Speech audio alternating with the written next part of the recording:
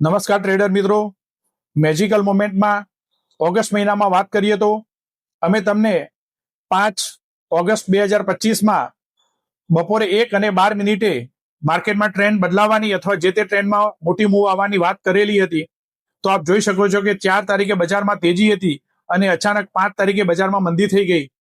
તે જ પ્રમાણે 8 તારીખે બપોરે 2 અને 12 મિનિટે તમને સમય આપેલો, તો આપ જોઈ શકો છો કે 7 તારીખે બજારમાં ખૂબ સારી તેજી હતી અને 8 તારીખે બજારમાં ખૂબ સારી મંદી જોવા મળી.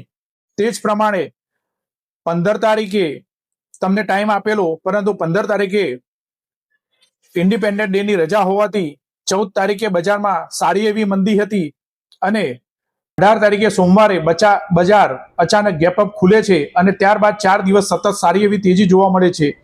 તે જ પ્રમાણે તમને 21 ઓગસ્ટે 12 અને 45 મિનિટનો સમય આપેલો, જ્યાં બજાર તેજીમાં હતું અને અચાનક તેજી ધીમી પડતી જોવા મળી. ત્યારબાદ 22 તારીખે બજારમાં તમને શુક્રવારે સારી એવી મંદી જોવા મળી.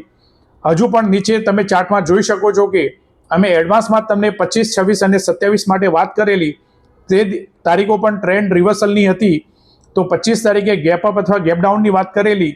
હાલની પરિસ્થિતિ જોજો તો તમને 25 તારીખે બજાર ગેપઅપ ખુલતું જોવા મળી શકે છે. થેન્ક યુ મિત્રો. તમે પણ આવી સચોટ માહિતી મેળવવા માંગતા હોય તો તમે અમારા વોટ્સએપ ગ્રુપમાં જોડાઈ શકો છો. તમારા મિત્રોને પણ અમારી સાથે જોડી શકો છો.